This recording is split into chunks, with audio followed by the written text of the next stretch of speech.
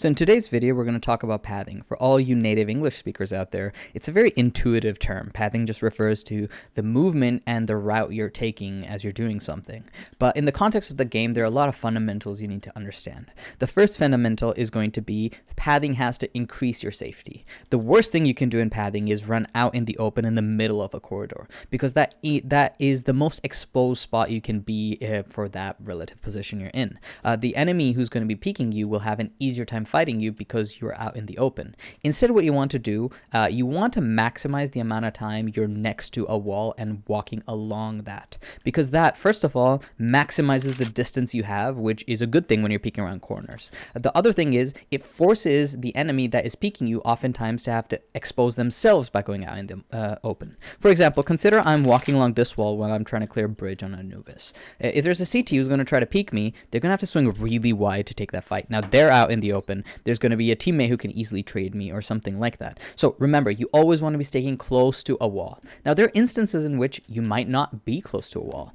Think nuke outside, for example, where on the T side, you can't be hugging the back wall because it really slows you down. Well, in those cases, you have to optimize your pathing between cover. So what that means is, let's look at this site, for example, right? If you were just walking along a wall, you only have two options, which is you run along this wall and then you check something like this, or you're going to be running along this wall and then you're going to be doing that. Both are fine options, but there is a third option, which is you can use this pillar as cover. Say you just spotted a CT there and now you want to take space. The way you might do that is you're running in such a way where you're getting close up here so you can easily swing this guy.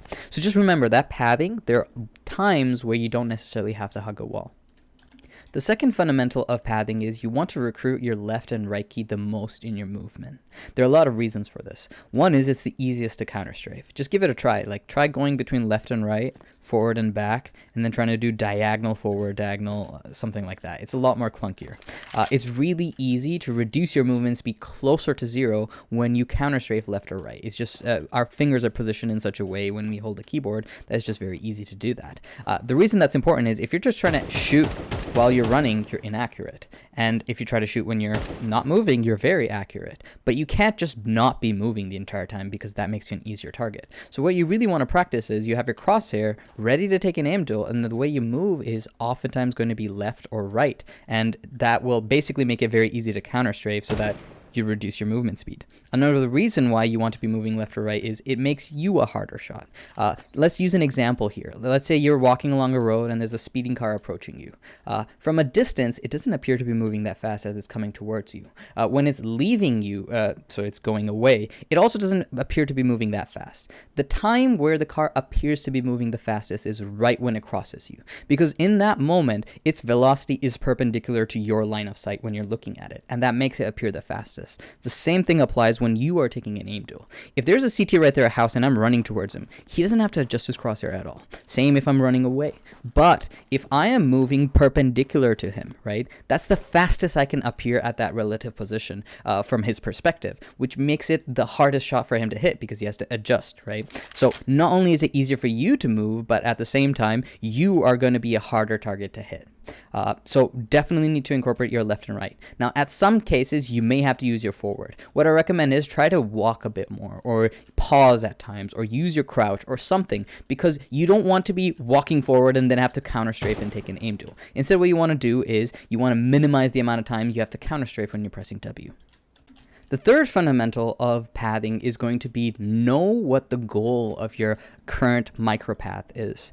In most cases, it's just going to be working map control. So what that means is you're slowly clearing angles, you're taking space away, and then you have gained more map control, which allows you to do more pathing options, right? But sometimes that may not be the goal you have with the path you're taking. Sometimes you might be in a site hit, an entry. In that case, you're taking space. The objectives and the way you execute that pathing is a lot more different then. When you're taking space, you might be using your forward key a lot more. You might be jumping around corners a lot more. You may not be taking a very easy aim duel against a guy who's really close, but instead taking more space, creating distance, and then taking an aim duel on a deeper player.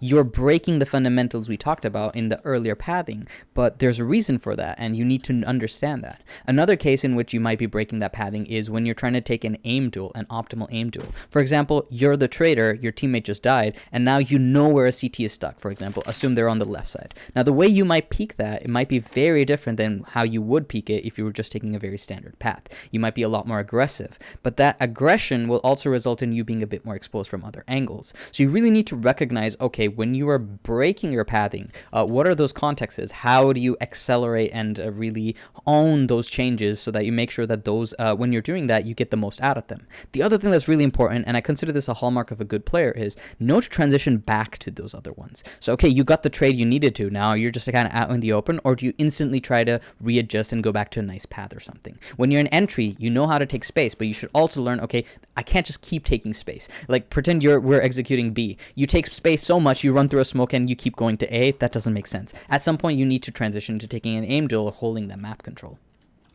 The last tip I'm going to give on pathing is going to be understand the context of your teammates and how you're playing your half. What that means is sometimes you can use utility that will allow you to take different paths. Let's consider house, for example. I was just recommending, okay, we should walk up on this side because that way you're making it really hard for a house player to peek you because they have to commit to that fight. Well, what if you throw a smoke there? Well, the moment you throw that smoke, you don't have to worry about someone peeking here. So now I can actually walk on the other side a lot safer. I can walk all the way checking here because I know there's no one who's going to peek me. So the utility you have changes the way you're going to be pathing. But it's not just a utility. The way your teammates are playing with you also changes it. So for example, consider I am pathing along this side, right? I'm posted on that angle.